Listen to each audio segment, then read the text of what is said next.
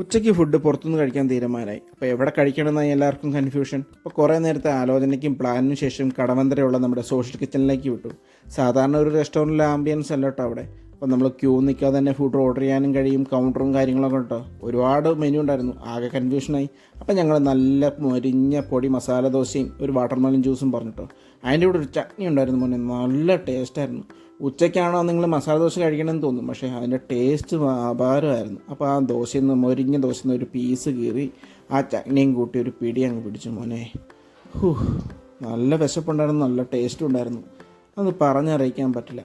നമ്മളിടയ്ക്കൊന്ന് മാറി ചിന്തിക്കുന്നത് നല്ലതാണേ. അതിപ്പോൾ ഫുഡിൻ്റെ കാര്യമാണെങ്കിലും വേറെ എന്തിൻ്റെ കാര്യമാണെങ്കിലും. അപ്പോൾ ദോശയൊക്കെ കഴിച്ചു, നല്ല ചൂടായതുകൊണ്ട് ഒരു വാട്ടർമെലൺ ജ്യൂസ് കൂടെ അങ്ങ് കുടിച്ചു.